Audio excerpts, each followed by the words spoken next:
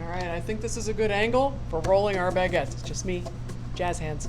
So I have a piece of dough that I've divided. What I want to be able to do is keep my skin on the outside, roll it long and lean. I have a baguette pan here. Scoop this over so you can see how we're going to lay it in there. And we want to get a nice shape, a nice roll. Baguettes are baguettes because they're all crust and no crumb. There's Parisiennes, there's French loaves. Those have a lot of crumb, not a lot of crust. Baguettes are made specifically so they are a lot of crust, right? With intention, on purpose. I want to come in here and I'm going to make it a rectangle because that's where I'm headed. And I'm going long. I'm going the length of that pan. So I'm going to come in here and give a tuck with my thumb. And I'm going to use the heel of my hand to go one way. Then I'm going to do another. 1, 2, 3, 4, 5, 6, 7. And I'm going to give it some love. And I'm going to come over and I turn it around. And then I'm going to go this direction. 1, 2, 3, 4, 5. And I kind of have a seam right down the middle. I'm a little lopsided, but I think I'm going to work it out. So I'm going to come in here and I'm going to finish this round. I'm a little thinner on one end and thicker on the other. So what does that tell me? I want a nice seam here. Right? Is that I kind of roll heavier on my right side. So that's really where a lot of my dough is. So if I'm kind of thinner here, I want to start moving my dough around and evening it up. I'm going to do that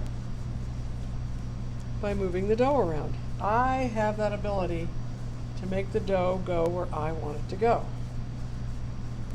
I tend to come in and kind of pull my seams together on my baguette on the end, just a little bit. Like I said, I'm going to get a little more dough down to this end.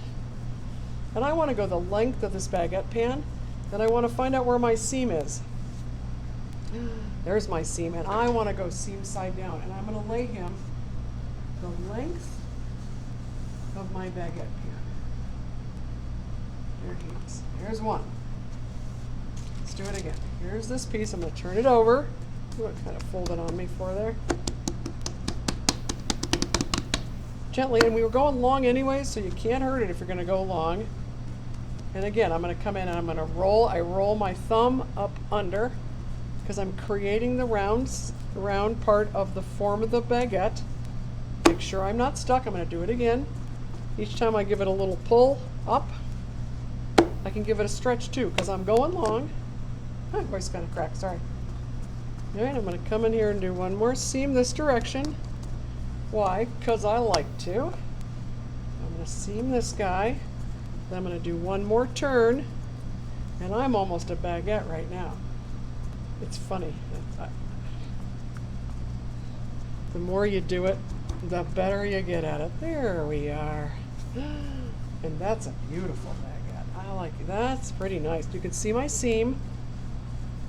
I'm going to take my seam side down, right inside my baguette pan. He's ready to rock and roll. We are going to proof these. Show you what I'm looking at. Proof these. Let them get double in size. I'm going to show you how we score them. We score them like a big, beautiful elephant ear. We want them to open up. That was my jazz hands. Woo! I'm going to show you what those look like. No more than 5 or 6 on every baguette.